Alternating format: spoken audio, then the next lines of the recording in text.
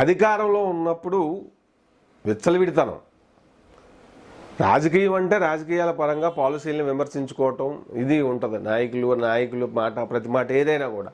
కానీ 5 ఏళ్ల జగన్ గారి పాలనలో దేశ చరిత్రలోనే ప్రపంచ చరిత్రలోనే లేని విధంగా కక్షలు కార్పణ్యాలు ఈ తరహాలోనే జరిగిందంతా.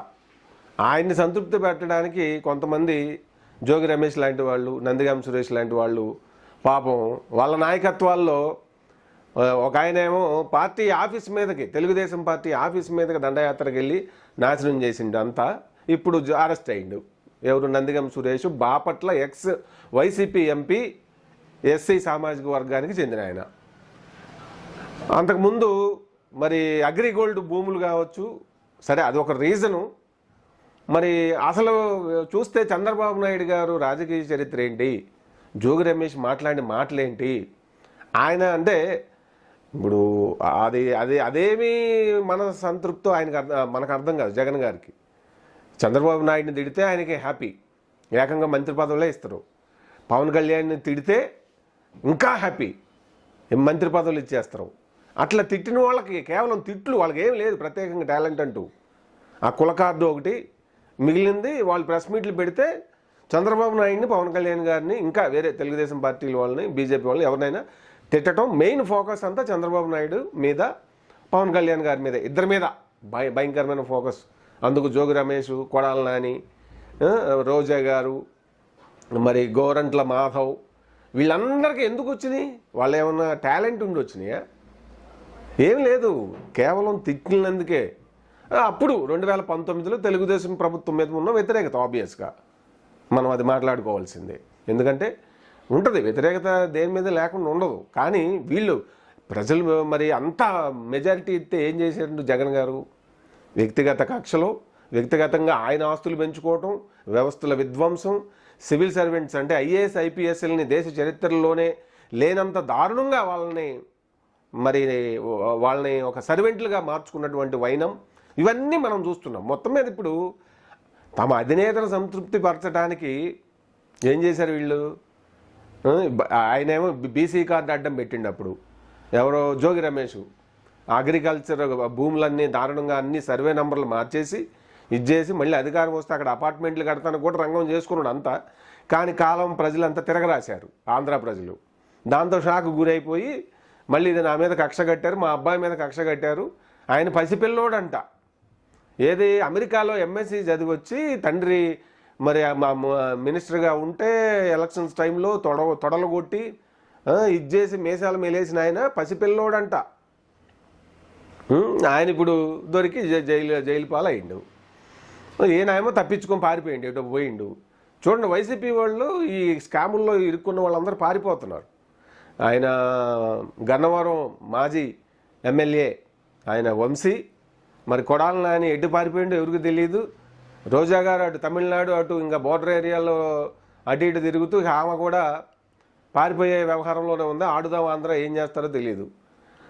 మరి ఇంకా దేవినేని అవినీష్, ఇప్పుడు ఈ నందిగామ సురేష్ అరెస్ట్లో మాజీ వైసీపీ ఎంపీ, బాపట్ల ఎంపీ, మరి తెలుగుదేశం పార్టీ మీద మంగళగిరిలో అప్పుడు దారుణం చేసినాను అనేది ఇప్పుడు మెయిన్ ఫిర్యాదు. మళ్ళీ తర్వాత వాళ్ళ అధికారం వస్తుంది, ఎదురుండదు, జగన్ గారు ఈసారి మినిస్టర్ ఇస్తాడు అని చెప్పి ఆశపడి ఉంటాడు పాపం. కానీ ఈయన వెనక ఎవరో ఉండుంటారు ఖచ్చితంగా. అది సజ్జల రామకృష్ణారెడ్డి గారా, లేదంటే ఇంకొకళ్ళ అనేది బయటకు రావాలి. బలవుతున్నది బలిమేకలు అయింది వీళ్ళు. ఆయన బలిమేక అయిండు ఎవరో జోగి రమేష్ విషయంలో. ఈయన పాపం నెక్స్ట్ టైము మళ్ళీ జగన్ గారిని ఇంప్రెస్ చేయడానికి, లేదంటే లోకల్గా ఎమ్మెల్యేగా పోటీ చేసి ఏదైనా మినిస్టర్ పదవి పట్టుకోవడానికి ఏదో ప్రయత్నాలు. అంటే మరి ఆయన్ని ప్రసన్నం చేసుకోవాలంటే ఆయనకు మామూలుగా రాజకీయంగా మాట్లాడి పాలసీల మీద మాట్లాడితే అది నచ్చదు కదా. తన ప్రత్యర్థి పార్టీలకు చెందిన వాళ్ళని దారుణంగా వ్యక్తిగతంగా ఇచ్చేసి దూషించి వాళ్ళ ఆఫీసులను నాశనం చేసి వాళ్ళ పార్టీల ఆఫీసులు కావచ్చు, పత్రికా ఆఫీసుల మీద దండయాత్రలు చేస్తే అప్పుడు అబ్బా అని చెప్పి ఆయన వాళ్ళకి పట్టం కడతారనేది విధంగా ఆయన మనస్తత్వాన్ని వీళ్ళు అర్థం చేసుకున్నారు. ఆయన కూడా అట్లే ప్రవర్తించారు, అదే మాట్లాడారు. సో నందిగామ సురేష్ కూడా పాపం అట్లా ఆశపడి ఇంకా మందే 30 ఏళ్ళ రాజ్యం, నెక్స్ట్ మనమే వచ్చేది, వైసీపీనే ఎదురులేదు అనుకున్నాడు పాపం. కట్ చేస్తే ఏమైంది, కాలం కలిసి రాలేదు, తిరగబడింది. పరిపాలన చేస్తే ప్రజలు మంచిగా ఏదో కట్టబెడతారు. కత్తులు పట్టుకొని గొడ్డళ్ళు పట్టుకొని వీరవిహాలు చేసి భయపెడితే జనాలు ఏం చేస్తారు, తమ చేతిలో ఉన్నటువంటి శక్తివంతమైన ఓటు అనే ఆయుధంతో తిరగరాస్తారు. అది చరిత్ర చెబుతున్నటువంటి వాస్తవం. అది మళ్ళీ మళ్ళీ పునరావృతం అవుతుంది ఎప్పటికైనా, ఎప్పుడైనా, ఏ పార్టీల విషయంలోనైనా సరే. ప్రజల మనోభావాలను పట్టించుకోకుండా ఇష్టారాజ్యంగా వ్యవహరిస్తే ప్రజలు బుద్ధి చెబుతారనడానికి ఏపీలో వైసీపీకి ఇచ్చినటువంటి తీర్పే ఒక పెద్ద ఎగ్జాంపుల్. అది 2019లో ఎక్కడో 151 సీట్లు ఇచ్చి హిమాలయ శిఖరం మీద కూర్చోబెడితే అదంతా నా గొప్పదనమని విర్రవీగి ప్రజలను కానీ వ్యవస్థలు కానీ పట్టించుకోకుండా నాశనం చేసి తన వ్యక్తిగత కక్షలు, వ్యక్తిగత ఆస్తులు అంతా ఇది చేసినటువంటి ఈ బృందానికి మరి ఆ నాయకుడికి కూడా అధికార ఇది కూడా ఇవ్వలేదు. రాజకీయాలకే ఒక కొత్త అర్థం చెప్పిన ఘనత అంటే వైసీపీ బాస్ జగన్ గారికే చెల్లుద్ది. వాళ్ళ నాన్నగారు రైతు పక్షాన్ని నిలబడి రైతు బాంధవుడిగా పేరు తెచ్చుకుంటే ఈయన మాత్రం అసలు రాజకీయంలో ఒక నాయకుడు ఎట్లా ఉండకూడదో దానికి ఒక పెద్ద నమూనాగా నిలబడ్డారు జగన్ గారు. అన్ఫార్చునేట్లీ ఆయనకంటే వాళ్ళ సిస్టర్ అయినటువంటి షర్మిల గారు మరి ఒక కన్స్ట్రక్టివ్ పాలిటిక్స్ చేస్తూ తను లీడర్గా గ్రో అవుతుంది. ఎన్నికలప్పుడు 2019లో వాళ్ళ అమ్మగారు అయినటువంటి విజయమ్మ గారిని ఆమెనే సర్వీసెస్ బైబిల్ పట్టుకొని తిప్పించిండు. మరి ఈయన జైలు పాలైతే అంతకుముందు జగనన్న వదిలిన బాణం అని చెప్పి షర్మిల గారు పాపం 2 రాష్ట్రాలంతా పాదయాత్రలు చేశారామె. అంతా చేస్తే వాళ్ళకి చివరికి ఏమీ దగ్గరికే రానిలేదు.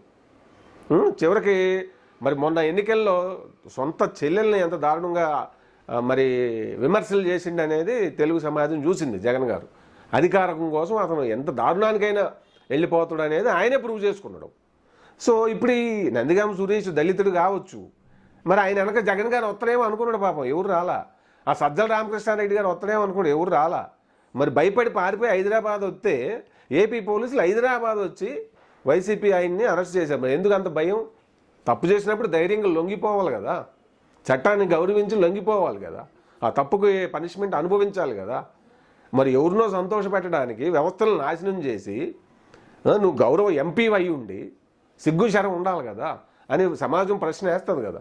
మరి మీ అన్న మీ జగన్ అన్న ఎటో జంప్ అయింది ఈ రోజున. ఇప్పుడు తెలుగుదేశం పార్టీలో ఆయన ఇప్పుడు తిరుపతికి సత్యవేడుకు చెందిన ఒక ఎమ్మెల్యే కోనేటి ఆదిమూలం ఆయన పైన లైంగిక ఆరోపణలు వస్తే వెంటనే ఇప్పుడు తెలుగుదేశం పార్టీ అతన్ని పార్టీ నుంచి సస్పెండ్ చేసేసారు. అది కదా సమాజం ప్రజలు కోరుకునేది. ఆ అవినీతి ఆరోపణలు రక్త చరిత్రలు రాసేవాళ్ళు ఉంటే వాళ్ళందరినీ తీసుకొచ్చి పార్టీ పెట్టిండు ఆయన. మరి ఇప్పుడు ఈ రోజే వచ్చిన ఆరోపణలు వెంటనే సస్పెండ్ చేశారా లేదా? అవినీతి ఆరోపణలు ఇట్లా ఆడవాళ్ళని హింస పెట్టేవాళ్ళు, లైంగిక వేధింపులు చేసిన వాళ్ళని పార్టీల్లో పెట్టుకుని పిల్లలను చంపిన వాళ్ళని, డెడ్ బాడీలు డెలివరీ చేసిన వాళ్ళని వాళ్ళని ముందు పెట్టుకొని నడిపించినటువంటి మైండ్ సెట్ జగన్ గారు. ఆయనకు అటువంటి వాళ్ళు నచ్చుతారు. సో మొత్తం మీద ఇప్పుడు బకరా అయింది ఎవరైతే ఎగయేసుకొని పోయారో, అధికారం ఉంది ఏం పట్టించుకోకుండా అసలు రాజకీయం కాకుండా అన్నను సంతృప్తిపరచ అన్న కళ్ళల్లో సంతోషం చూడాలి అనే విధంగా వ్యవహరించి ఈ నందిగామ సురేష్ బలైండు, జగన్ అన్న ఎటో వెళ్ళిపోయిండు. సో ఇప్పుడు ఇక శిక్ష అనుభవించక తప్పదు. ఇప్పుడు తప్పించుకొని అజ్ఞాతంలోకి పారిపోయిన దేవినేని అవినాష్ కావచ్చు, వల్లభనేని వంశీ కావచ్చు, వీళ్ళందరూ యాడికి పోరు, నిమ్మలంగా అయినా దొరుకుతారు. ఎందుకంటే వాళ్ళు చేసిన పనులు అటువంటి కదా. దేవినేని అవినాష్ పార్టీలు ఇప్పుడు మరి వీళ్ళకి అధికారం ఉంది, కూటమి అధికారంలోకి వచ్చింది. మరి ఇప్పుడు వైసీపీ పార్టీ ఆఫీసులన్నిటి మీద మరి ఇది చేస్తే చేయొచ్చుగా, తిరిగిలేని మెజారిటీ ఇచ్చారు కదా. రాజకీయాన్ని రాజకీయంగా చూడకుండా దారుణంగా వ్యక్తిగత వ్యవస్థల్ని కొల్లబడవటం, రాష్ట్ర సంపదను కొల్లబడవటం, ప్రజల్ని భయపెట్టడం, వైసీపీ పార్టీ కాకపోతే చంపేస్తాననటం, వాళ్ళు భూమి మీద బతకడానికి అసలు అనర్హులు అన్నట్టుగా నాయకులు కూడా కొంతమంది వ్యవహరించడం. దేనికి ఇదంతా సంకేతాలు? ఇంత ప్రమాదకరమైన రాజకీయ పార్టీని నడుపుతున్నటువంటి వ్యక్తికి మళ్ళీ తెలుగు ప్రజల అధికారం కట్టబెడతారా? నిర్ణయించుకోవాలి, ఆలోచించుకోవాలి. ఇట్లా బలిమేకలైన నందిగామ సురేష్ లాంటి వాళ్ళు కూడా ఇప్పుడు ఈ పార్టీల్లో ఉన్న వాళ్ళు కూడా ఆలోచన చేసుకోవాలి. ఇవన్నీ ఎగ్జాంపుల్స్. రాజకీయంగా కాకుండా ఇంకో రకంగా వీళ్ళలాగా చూస్తే వాళ్ళ వెనక అధినాయకులు ఎవరు రారు. ఇప్పుడు సత్యవేడులో ఆయన లత్కోర్ పని చేసిందని చెప్పి ఆరోపణలు వస్తున్నాయి. ఆరోపణలు రాగానే వెంటనే పార్టీ స్పందించి అతన్ని ఇది చేసి పడేసింది. అట్లుండాల, అది కదా కోరుకునేది, అది కదా డిసిప్లిన్ అంటే. అంతే తప్ప పిల్లోళ్ళని డైలీ చంపేసి తగలబెట్టేసి ఈవీఎం మిషన్లను నాశనం చేసి నాకేం తెలియదని ఎంత క్రైమ్ మైండ్ ఉంటే అంత బాగా ఇష్టం జగన్ గారికి అనేది ఆయన ప్రూవ్ చేస్తూ ఉన్నాడు. రాజమండ్రి అక్కడ ఎమ్మెల్సీ అనంతబాబు ఏంటి ఆయన వ్యవహారం? ఇప్పటికీ ఆ దువ్వాడ శ్రీను గారు చేసింది ఏంటి?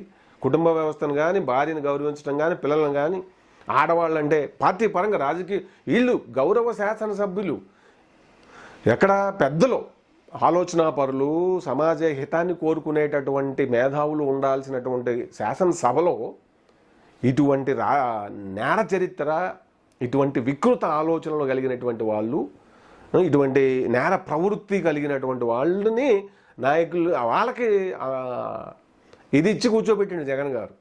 సో దీన్ని బట్టి ఆలోచించుకోవాలి. కాబట్టి మొత్తం మీద అయితే కర్మ రిటర్న్స్ అంటారు కదా భగవద్గీతలో. సో ఇంకా మరి కేవలం బీసీ ఎస్సీలే కాకుండా అసలు మాస్టర్ మైండ్లు చాలామంది ఉన్నారు, వాళ్ళని బయటకొని జైల్లో వెయ్యాలి అనేది తెలుగు సమాజం కోరుకుంటుంది. కూటమి ఆ విధంగా, అంతే తప్ప వీళ్ళ మీద ప్రతాపం చూపటం కాదు.